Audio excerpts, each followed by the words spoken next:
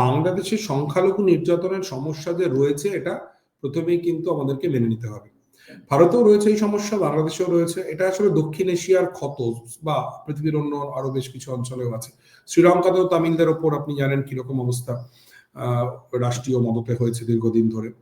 কিন্তু প্রবলেমটা যেটা হচ্ছে যে আমরা ভারতবাসী এবং ভারতীয় মিডিয়া তারা হঠাৎ করেই 5ই আগস্টের পর থেকে সংখ্যালঘু নির্যাতন নিয়ে, আমরা বাংলাদেশে সংখ্যালঘু নির্যাতন নিয়ে আমরা ভীষণ সচেতন হয়ে উঠেছি। অথচ 2021 সালে যখন শেখ হাসিনার আমলে প্রচুর মন্দিরে 5 শতাধিক পুজো মণ্ডপে হামলা হলো, বা যখন রামুর ঘটনা ঘটলো, নাসিরনগরের ঘটনা ঘটলো, সেই সময় কিন্তু আমরা কোনো রকম কোনো কথা বলিনি।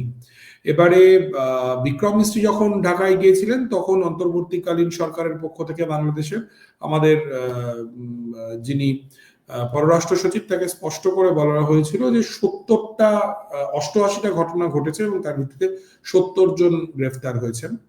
এবারে আমাদের দেশের সংসদে দাবি করা হচ্ছে সংখ্যাটা আসলে 2200। এবং আমি জানি না কোন তথ্যটা সঠিক বা কোন তথ্যটা ভুল, তবে আমার এই নিয়ে পজিশন হচ্ছে দুটো। এক, বাংলাদেশে সংখ্যালঘু নির্যাতনের ঘটনা ঘটেছে, আগের মতোই আওয়ামী লীগ আমলে যেরকম ঘটতো, বিএনপি জামাতের আমলে যেমন ঘটতো, তারও আগে এরশাদের আমলে যেমন ঘটতো, শেখ মুজিবের আমলেও যেমন ঘটেছে, ঠিক সেই রকম ভাবেই এখনো অন্তর্বর্তীকালীন সরকারের আমলে বাংলাদেশে সংখ্যালঘু নির্যাতনের ঘটনা ঘটছে এবং অবিলম্বে এটা বন্ধ করা উচিত। অবিলম্বে অন্তর্বর্তীকালীন সরকারের এটা বন্ধ করা উচিত। আবার একই সঙ্গে ইন্ডিয়ান মিডিয়া বা ভারতীয় রাজনৈতিক পরিসরে যদি বাংলাদেশের সংখ্যালঘুর নির্যাতনের সংক্রান্ত তথ্যকে বাড়িয়ে অতিরঞ্জিত করে বলা হয়, সেটা অত্যন্ত দুর্ভাগ্যজনক এবং এতে সবচাইতে বেশি ক্ষতি হচ্ছে আসলে বাংলাদেশের সংখ্যালঘুদের। তাদেরকে ওই দেশে থাকতে হয় যখন এই পরিমাণ বানোয়াট, এই পরিমাণ মিথ্যে তথ্যের উপর ভিত্তি করে প্রচার হয়, তখন তাদেরকে কিন্তু রীতিমতো সমস্যায় পড়তে হয়। বাংলাদেশে আমার অতি সামান্য যোগাযোগ থেকে আমার মনে হয়েছে অবশ্যই বাংলাদেশে সংখ্যালঘু নির্যাতনের ঘটনা ঘটেছে, 2200 ইত্যাদি সংখ্যা, তার মধ্যে অতিরঞ্জন রয়েছে, কিন্তু নিঃসন্দেহে ঘটেছে এবং সরকারকে এই ব্যবস্থা নিতে হবে এই সমস্যা নিয়ন্ত্রণে।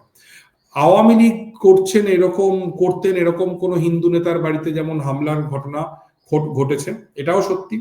তার আওয়ামী লীগ পরিচয়টাই বড়, এক্ষেত্রে হিন্দু পরিচয়টা ছোট, এটাও যেমন সত্যি। তেমনি আবার প্রচুর নিরপরাধ হিন্দু যারা হয়তো আওয়ামী লীগের সমর্থক থাকতে পারেন, কারণ হিন্দুদের অধিকাংশ আওয়ামী লীগের সমর্থক, তাদের উপরেও কিন্তু হামলা হয়েছে। এবং এই হামলা নিরসনে অবশ্যই অন্তর্বর্তীকালীন সরকারকে ব্যবস্থা নিতে হবে, না হলে কিন্তু তাদের যে ক্রেডিবিলিটি, সেই ক্রেডিবিলিটি কিন্তু কমতে থাকবে।